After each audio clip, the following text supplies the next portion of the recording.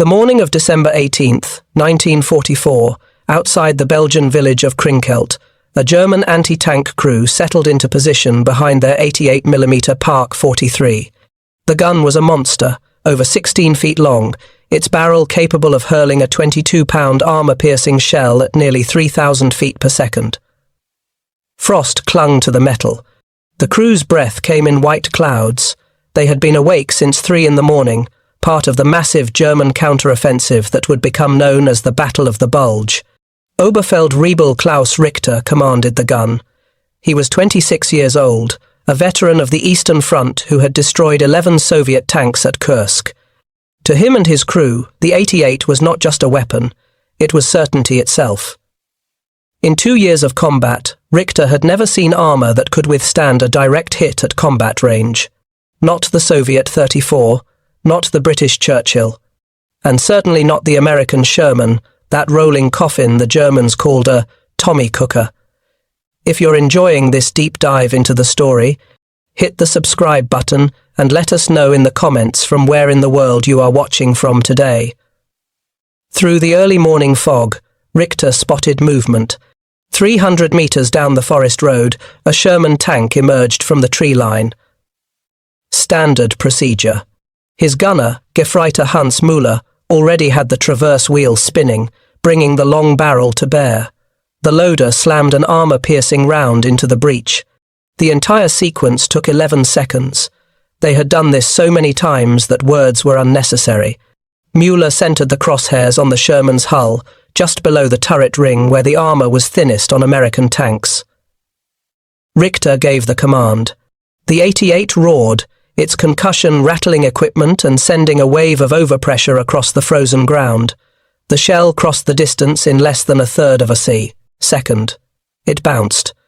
The crew saw the bright spark of impact, the shell deflecting upward at a steep angle and disappearing into the grey sky.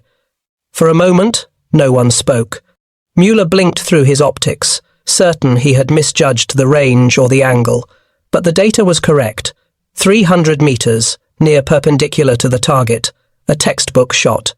The Sherman kept coming. Richter ordered another round. The loader was already moving, his hands automatic despite the confusion in his mind. The breech clanged shut. Müller fired again. This time they all watched the impact point with absolute focus. The shell struck the Sherman's glacis plate dead center.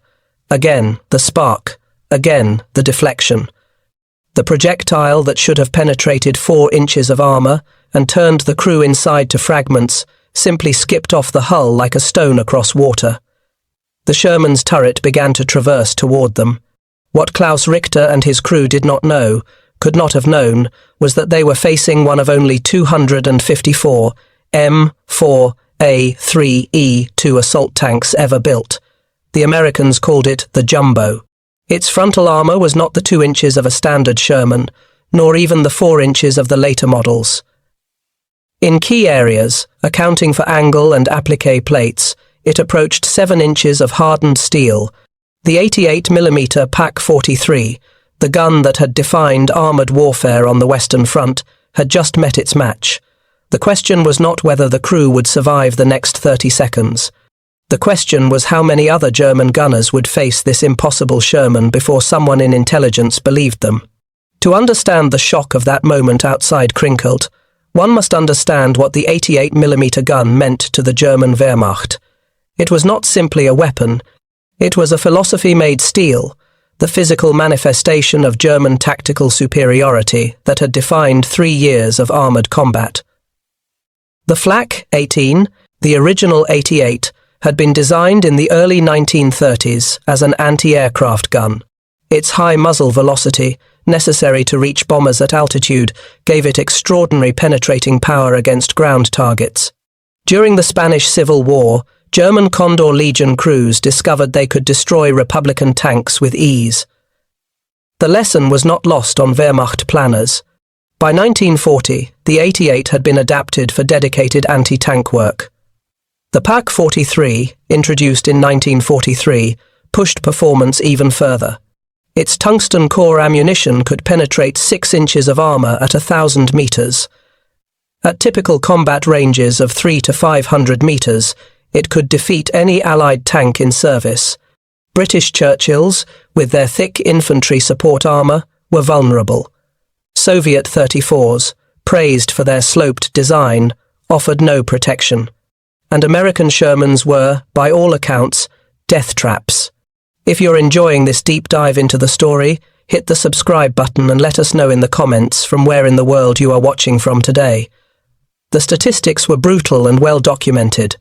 A 1944 US Army study found that German 88mm guns accounted for roughly 30% of all Sherman losses in Normandy, despite representing less than 10% of German anti-tank weapons. The gun's effective range exceeded 2,000 meters, allowing German crews to engage Allied armor before American 75mm guns could respond. The kill-to-loss ratio was devastating.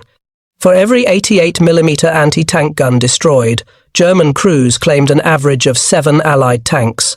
German crews knew these numbers. More importantly, they felt them. The confidence that came from operating the 88 was absolute.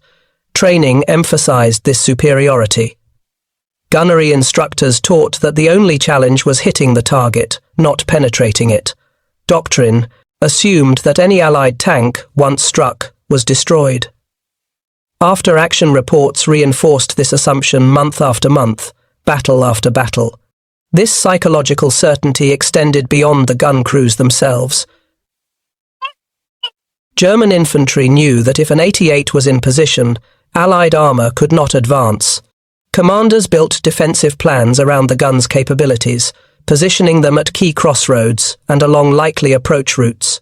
The mere presence of an 88, even if camouflaged and silent, could halt an Allied advance. Tankers feared them. Intelligence officers hunted for them. Artillery prioritized their destruction. By late 1944, as Germany's situation grew desperate, the 88 represented one of the few technological advantages the Wehrmacht still possessed. German tank production lagged far behind Allied output. The Panther and Tiger tanks, though formidable, were complex and prone to mechanical failure. But the 88, whether mounted on a tank destroyer or used as a towed anti-tank gun, remained reliable, effective, and psychologically dominant. American tankers called them murder guns. British crews referred to them as widowmakers. Soviet reports described positions defended by 88s as death zones. The gun had earned these names through 3 years of consistent performance. It had destroyed more Allied armour than any other German weapon system. And in December of 1944, as the Wehrmacht launched its final desperate offensive in the Ardennes, the 88 crews rolled forward with the confidence of men who had never been proven wrong. That confidence was about to shatter. While German gunners operated with supreme confidence, American tank crews entered combat in 1944, burdened by a very different psychology. They climbed into their M4 Sherman tanks, knowing, with statistical certainty, that they were outmatched. The Sherman was not designed to fight German heavy armour. It was designed to be produced in quantities that German industry could never match. This was sound, strategic doctrine, but it provided little comfort to the men inside the steel boxes. The Sherman's frontal armour, in its most common variant, measured 2 inches on the hull and 3 inches on the turret. Later models, like the M4A1 with the 76mm gun, increased this to approximately 4 inches on the glacis plate when accounting for its 47-degree slope. These numbers were adequate against most German tanks and all German anti-tank guns of 1942 and early 1943, but by late 1944 they were dangerously obsolete. A German 88mm Pak-43 could penetrate 4 inches of armour at 1,500 meters. The Sherman's frontal protection could be defeated at ranges where American gunners could not effectively return fire. The German Panther tank, armed with a long-barreled 75mm gun, could destroy a Sherman from the front at 1,000 meters, while remaining effectively immune to the Sherman's gun at the same range. The Tiger, with its 88mm KOK-36, represented an even more extreme mismatch. If you're enjoying this deep dive into the story, hit the subscribe button and let us know in the comments from where in the world you are watching from today. American tactical doctrine acknowledged this reality with brutal honesty. Training manuals instructed Sherman crews to avoid frontal engagements with German heavy armor whenever possible. The preferred tactic was to use numerical superiority, maneuver to flank positions, and attack from the sides or rear where German armor was thinnest. Official doctrine suggested that it took 5 Shermans to reliably destroy 1 Panther. Crews shortened this to a grim joke: 4 Shermans to distract the Panther, 1 to get around behind. The nickname Ronson or Tommy Cooker reflected the Sherman's tendency to catch fire when penetrated. Early models stored ammunition in sponsons along the hull sides, directly in the path of penetrating shells. A hit often ignited propellant charges, causing catastrophic internal fires. Crews had approximately 30 seconds to evacuate before temperatures inside reached lethal levels. Many didn't make it. Later variants moved ammunition storage below the turret basket and added water jackets for fire suppression, but the reputation persisted. Casualty statistics reinforced these fears. A 1944 study by the 3rd Armoured Division found that 62% of tank crew casualties occurred in the first 30 days of combat. New crews, unfamiliar with proper tactical employment, suffered disproportionately, but even experienced crews faced grim odds. The average operational lifespan of a Sherman in heavy combat was measured in weeks, sometimes days. Crews were rotated through replacement tanks with disturbing frequency. Yet, Shermans kept coming. American industrial capacity produced nearly 50,000 M4 variants during the war. German factories managed approximately 6,000 Panthers and 1,300 Tigers in the same period. The Sherman's mechanical reliability, ease of maintenance, and logistical simplicity meant that American armor formations could sustain operations indefinitely. German heavy tanks, though superior in firepower and protection, spent more time awaiting spare parts than engaging the enemy. This created a paradox in American armor doctrine. Strategically, the Sherman was winning the war through sheer numbers and sustainability. Tactically, individual crews faced terrifying odds every time they encountered German heavy weapons. The tankers who fought in Normandy, who pushed through the hedgerows and engaged Panthers at point-blank range, understood that their survival depended not on armor, but on speed, concealment, and the hope that the next German gun would miss. Into this environment, in the summer of 1944, arrived 254 tanks that broke every assumption about American armor. They were Shermans in name and silhouette, but their armor protection rivaled German heavy tanks. The designation was M4A3E2. The crews simply called them jumbos. And for reasons rooted in secrecy, limited production, and rushed deployment, German intelligence never learned they existed until it was far too late. The M4A3E2 assault tank emerged not from deliberate planning, but from desperate necessity recognized in the spring of 1944. As Allied planners prepared for the invasion of Normandy, intelligence reports painted a concerning picture. German forces had fortified the French coast with extensive defensive works, concrete bunkers, reinforced strong points, and layered anti-tank obstacles. Breaking through these defences would require armour capable of leading infantry assaults while absorbing punishment that would destroy standard tanks. The problem reached the desk of Major General Gladion Barnes, Chief of the Army Ordnance Department's Research and Development Service. His solution was elegantly simple. Take the proven Sherman chassis and add as much armour as the suspension could physically bear. No radical redesign, no lengthy testing period. Just raw, additional steel welded onto existing hulls. The Fisher Tank Arsenal in Grand Blanc, Michigan, received the contract in May of 1944. Engineers calculated that the M4A3 chassis, with its Ford GAA Vate engine producing 500 horsepower, could support an additional 9 tons of armour without catastrophic mechanical failure. The base hull armour was doubled. The glacis plate received an additional 1.5 inches of face-hardened steel, bringing total thickness to approximately 5.5 inches at a 47-degree angle. This created an effective thickness of roughly 7 inches against direct fire. The turret received even more dramatic enhancement. The frontal casting was increased to 7 inches of solid steel. The mantlet, protecting the gun mount, measured nearly 8 inches at its thickest point. Side armor increased from 1.5 inches to 3 inches. Even the tracks received protective skirts to shield the suspension from hollow charge weapons. Weight increased from 33 tons to 42 tons. Top speed decreased from 30 miles per hour to approximately 22. The power-to-weight ratio, already marginal on standard Shermans, dropped to 14 horsepower per ton. This made the jumbo sluggish in acceleration and poor at climbing steep grades. But none of this mattered if the armor worked. Production began in June of 1944 and concluded by July. The limited run of 254 tanks reflected both the urgency of the project and the limitations of the approach. Each jumbo required approximately 12 tons of additional steel at a time when every pound of armor plate was allocated to competing priorities. The decision was made to produce a small number of specialized assault tanks rather than marginally improve a larger fleet.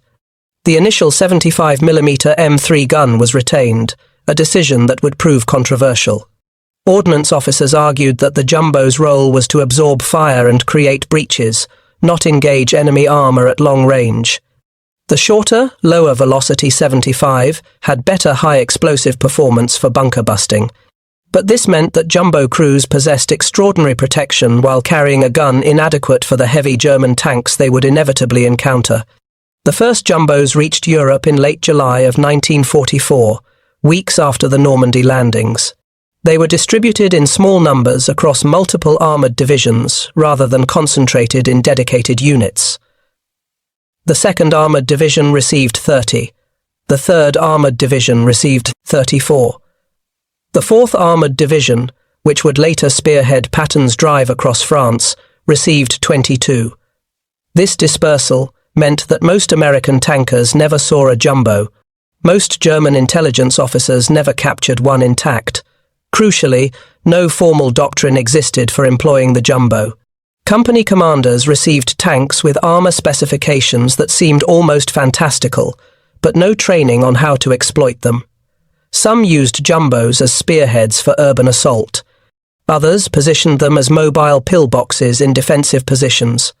A few enterprising commanders placed them at point-in-column advances, trusting the armor to survive the first German ambush and reveal enemy positions.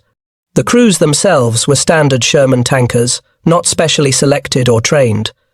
They learned their tanks' capabilities through trial and error, often under fire. The weight difference was immediately apparent.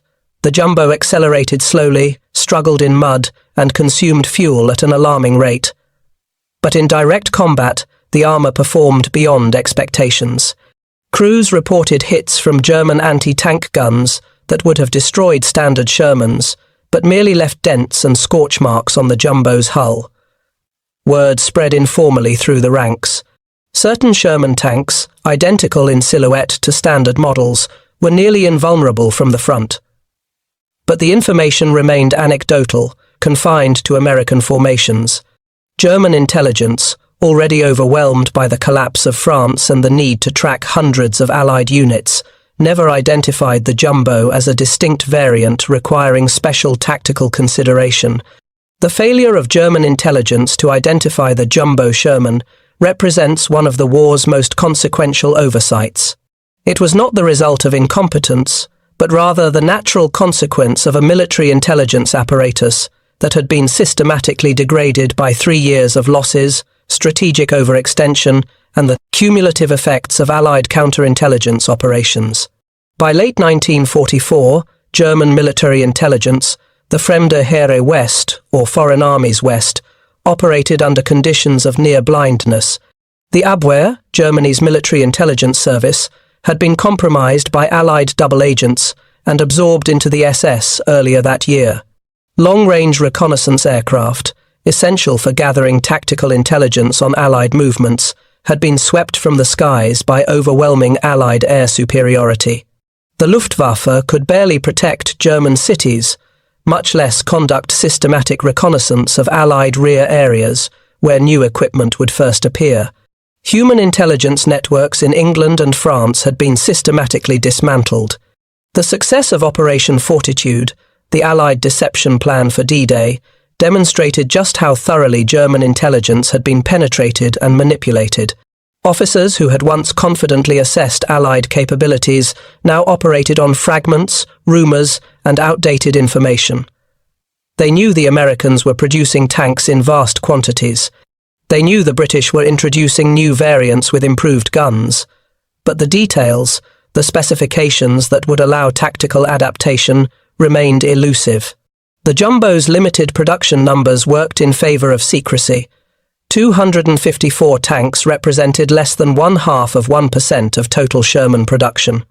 Distributed across multiple divisions on a front that stretched from the Swiss border to the North Sea, they appeared with such rarity that initial sightings were dismissed as anomalies. A German anti-tank crew reporting that an 88mm shell had bounced off a Sherman was more likely to be accused of missing the target than believed to have encountered a new variant. Moreover, the Jumbo's external appearance closely matched standard Shermans. Unlike the British Churchill or the Soviet IS-2, which were visually distinct heavy tanks, the Jumbo retained the familiar Sherman silhouette. At combat ranges of 300 to 500 meters, often through smoke, vegetation, or poor weather, German gunners had seconds to identify targets. The training that had served them well for 3 years, Sherman equals thin armor equals easy kill, now betrayed them. The few Jumbos that were destroyed and examined provided misleading data.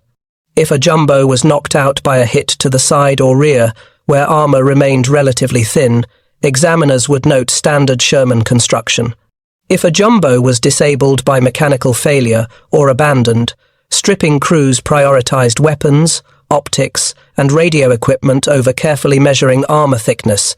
The incremental nature of the armor increase meant that field measurements might show variations without revealing the systematic enhancement. German tactical doctrine compounded the problem.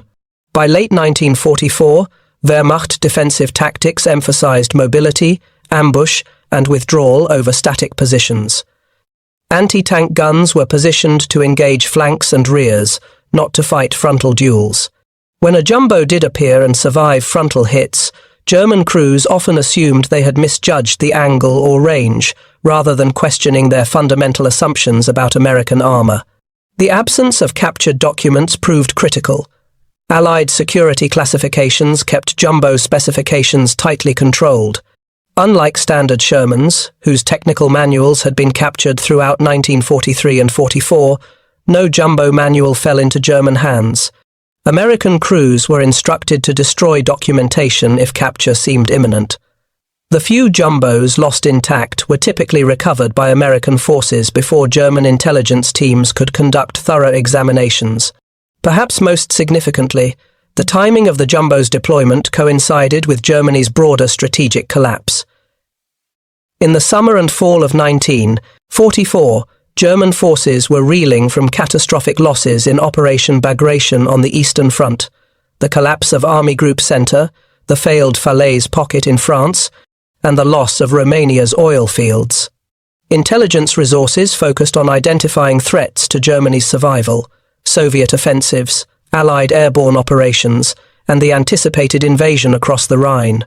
A slightly better armoured Sherman variant, appearing in small numbers on a front where hundreds of Allied tanks operated, simply did not register as a priority concern. Intelligence summaries from September through November of 1944 make no mention of enhanced Sherman armour. Tactical bulletins warned of improved Allied anti-tank weapons and air superiority, but continued to assess American tanks as vulnerable to German anti-tank guns at standard combat ranges.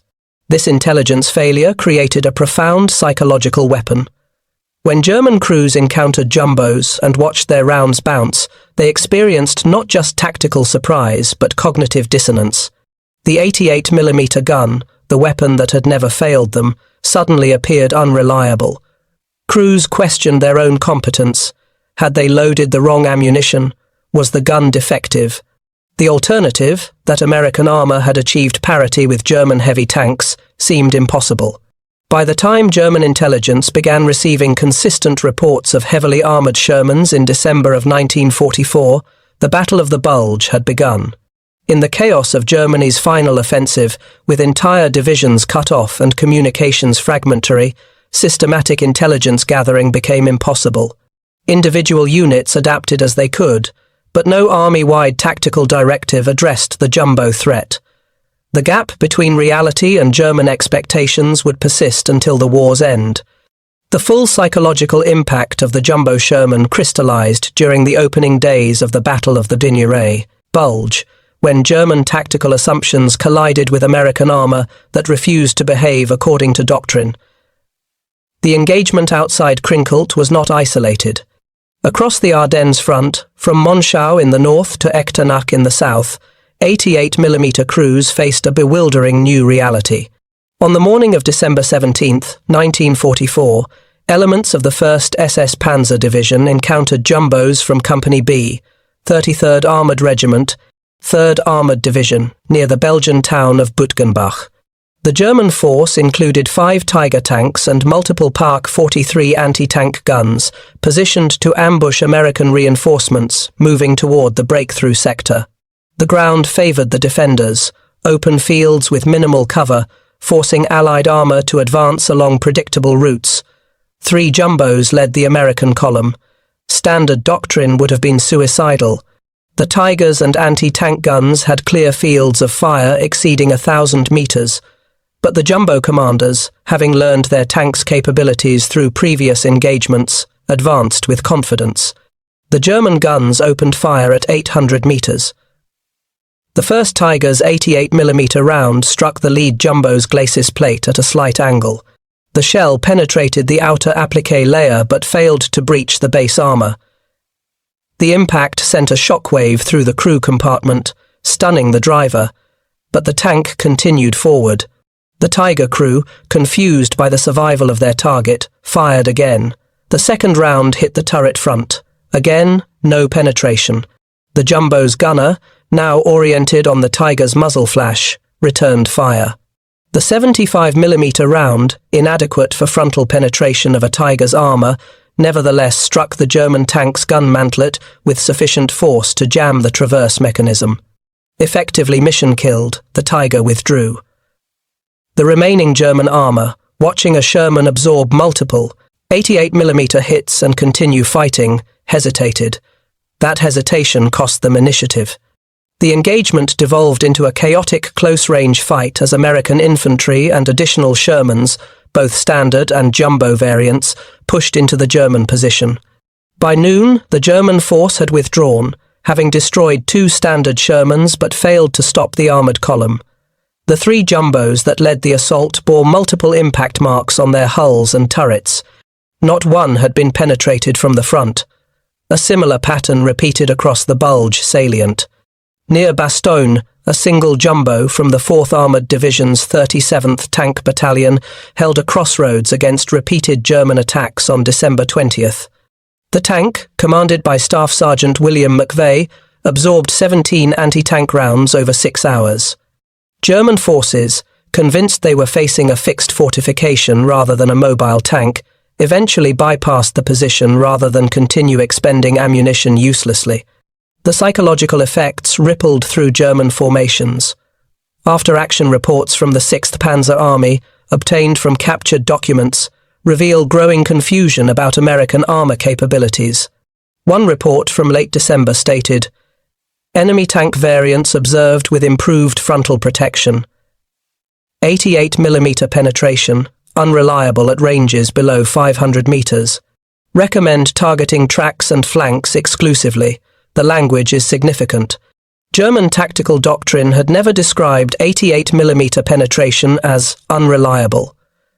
The weapon's effectiveness had been assumed, not questioned.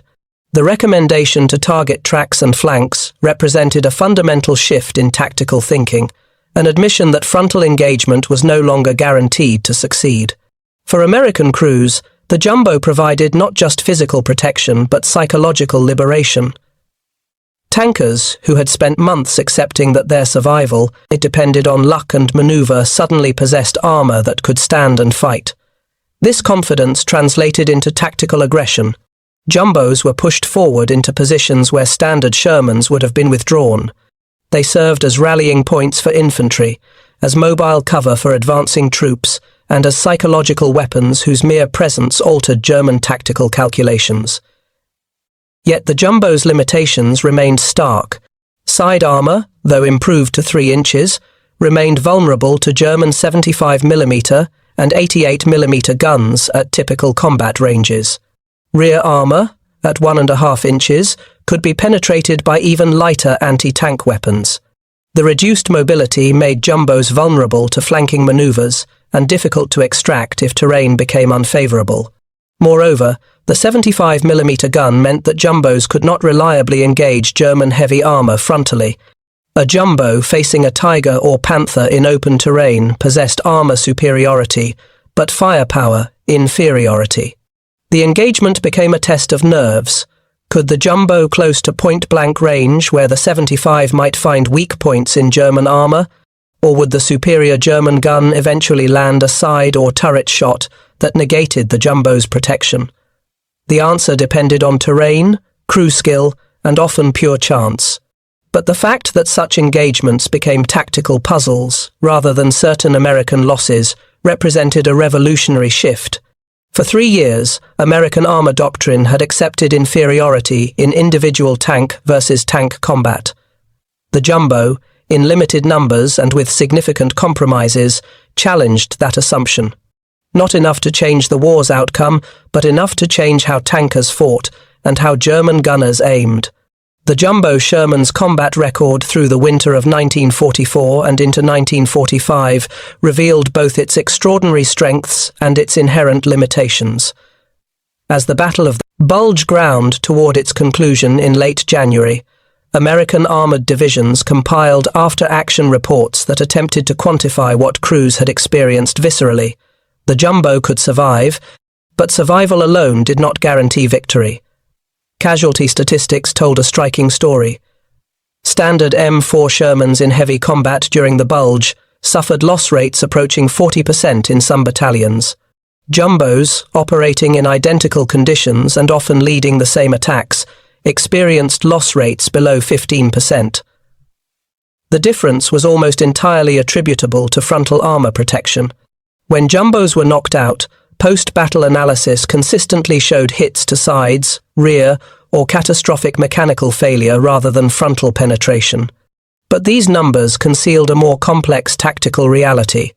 The Jumbo's limited firepower meant it could not decisively engage German heavy armor. In engagements where Jumbos faced Panthers or Tigers, the typical outcome was stalemate or withdrawal rather than American victory. The Jumbo could survive the encounter, allowing its crew to live and fight another day, but it could not kill the German tank that had failed to kill it. This limitation drove urgent field modifications. Beginning in January of 1945, some Jumbos received 76mm guns scavenged from destroyed standard Shermans. The conversion was unofficial, performed by maintenance units using whatever resources they could improvise. The longer, higher-velocity 76mm gave Jumbos a fighting chance against German heavy armor at ranges where their superior frontal protection could be exploited. Approximately 40 to 50 Jumbos received this upgrade, though exact numbers remain uncertain due to the informal nature of the modifications. Crews praised the results. A Jumbo with a 76mm gun could fight Panthers nearly as an equal, possessing comparable armor protection and adequate firepower. Against Tigers, the matchup remained difficult, but no longer hopeless. These hybrid Jumbos represented what American armor doctrine had needed since Normandy, a tank that could both survive and kill in direct combat with German heavies. Yet even as these modifications proceeded, the strategic context was shifting.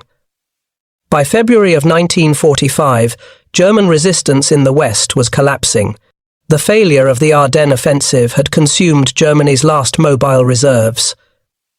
Fuel shortages immobilized even undamaged German tanks. Allied air superiority meant that German armour could barely move during daylight hours. The tactical problem that the jumbo had been designed to solve, breaking through prepared German defences, was being solved instead by overwhelming numerical and logistical superiority. The jumbo's psychological impact, however, persisted beyond its tactical utility. German gunners who had encountered the heavily armoured Shermans carried that experience into subsequent engagements. The absolute confidence that had characterized 88mm crews earlier in the war was replaced by caution and uncertainty. Intelligence briefings in February and March of 1945 finally acknowledged the existence of heavily armoured Sherman variants, but by then the warnings came too late to influence German tactical doctrine in any meaningful way. For American tankers, the jumbo's existence provided something more valuable than its limited numbers suggested: proof that American industry could produce armour equal to German standards when required. The narrative that American tanks were inherently inferior, that crews had to accept vulnerability as the price of mobility and reliability, was definitively shattered. Later American tank designs, including the M26 Pershing heavy tank that arrived in small numbers in early 1945, reflected lessons learned from the jumbo program. The jumbo also influenced post-war armour doctrine. The tension between protection, firepower, and mobility that the jumbo embodied became central to American tank design philosophy. The recognition that crews needed protection sufficient to survive the opening moments of engagement, even at the cost of speed or range, shaped development of the M46, M47, and ultimately the M48 Patton tanks that dominated American armoured forces through the 1950s. But perhaps the jumbo's most significant legacy was symbolic. It represented American industrial flexibility, the capacity to identify a problem, develop a solution, and field it in quantities sufficient to matter, all within months rather than years. The fact that only 254 were built might seem insignificant against total Sherman production exceeding 49,000. But those 254 tanks appeared exactly when needed, performed exactly as required, and survived at rates that saved hundreds of American lives. The crews who fought in jumbos carried their experience into peacetime. Veterans' accounts consistently emphasized the confidence that came from knowing their armor could protect them, the aggression it enabled, and the gratitude they felt toward the engineers and workers who had built their tanks. For men who had previously accepted that survival was largely chance, the jumbo provided something invaluable: control over their own fate, the ability to stand and fight, rather than simply hope to avoid being hit. The German military's response to the jumbo Sherman, or more precisely their inability to respond effectively, illuminated the broader collapse of Wehrmacht tactical and industrial capacity in the war's final months. The intelligence failure that left 88mm crews unaware of enhanced American armor was symptomatic of a military organization that had lost its ability to adapt to rapidly changing battlefield conditions. Captured German documents from early 1945 reveal an institution in denial. Training materials for anti-tank crews, even those produced in February and March, continued to list standard Sherman armor specifications. Gunnery tables provided no data for engaging heavily armoured variants. Tactical directives assumed that 88mm guns retained their dominant position against all Allied armour.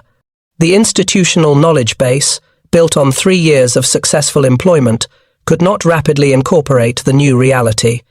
Individual German units that encountered jumbos adapted through hard-won experience.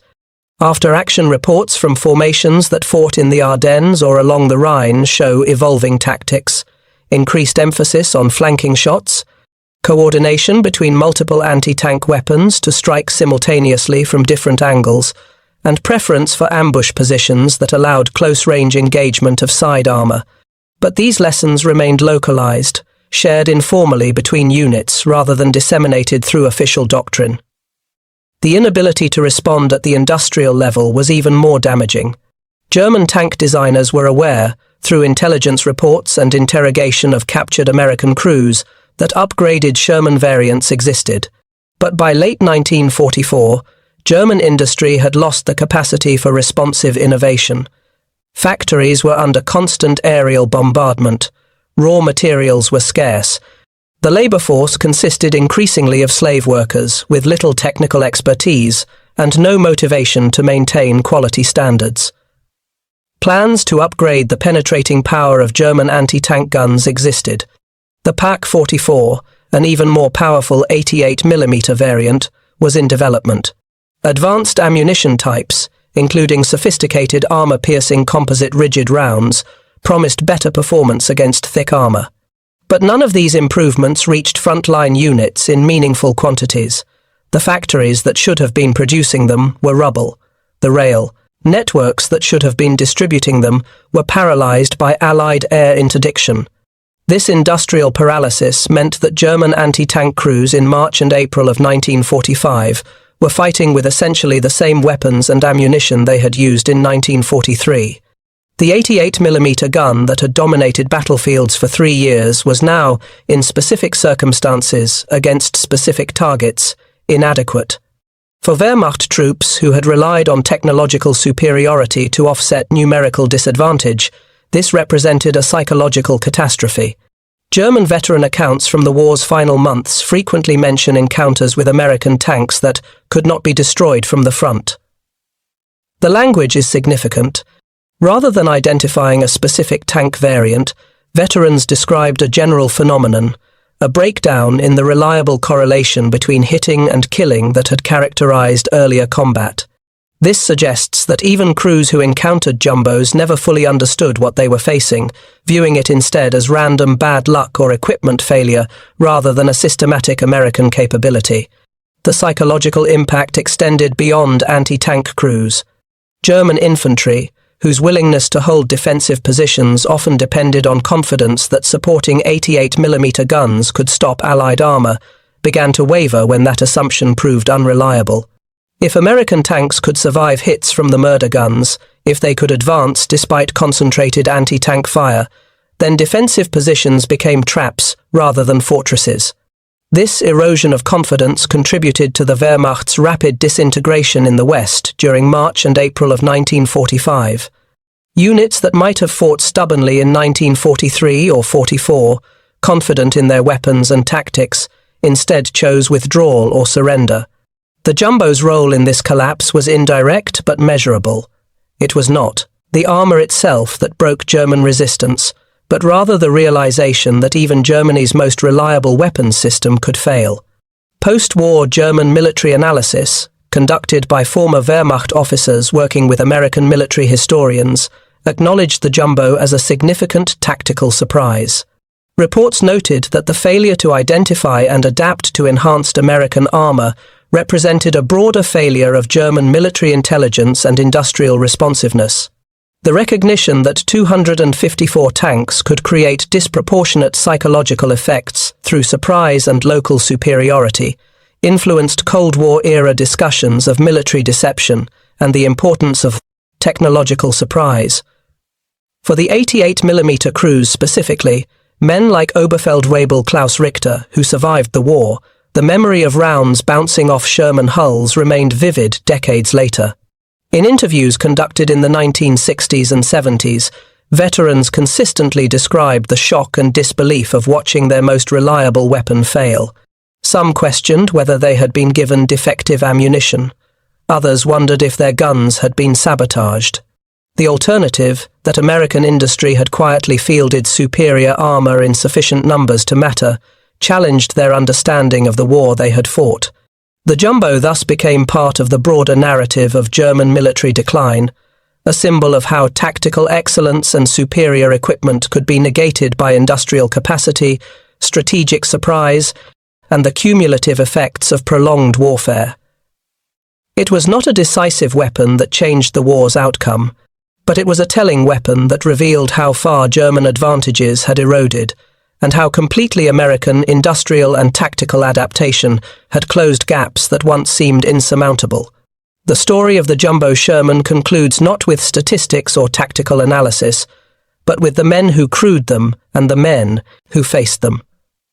The 254 tanks produced between June and July of 1944 carried approximately 1,270 American tankers into combat.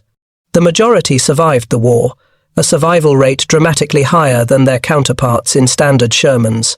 This simple fact represents lives saved, families spared grief, futures that continued beyond 1945. Staff Sergeant William McVeigh, who held a crossroads near Bastogne for 6 hours while his jumbo absorbed 17 hits, returned to Pennsylvania after the war. He worked as a machinist for 37 years, raised 4 children, and rarely spoke of his combat experience.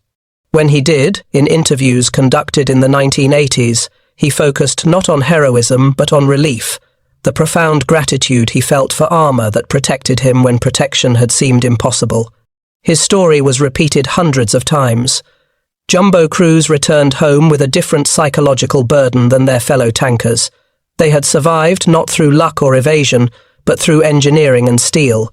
The survivor's guilt that plagued many combat veterans was tempered by the knowledge that their protection had been real, their survival earned through American industrial capacity rather than random chance.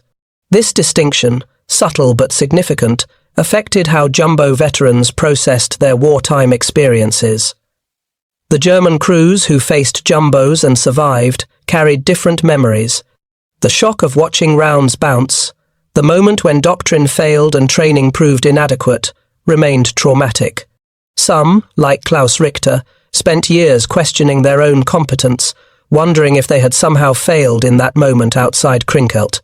Only decades later, when historians revealed the jumbo's specifications and limited production, did veterans understand that their weapons had not failed through defect or incompetence, but had simply encountered armor beyond their capacity to penetrate.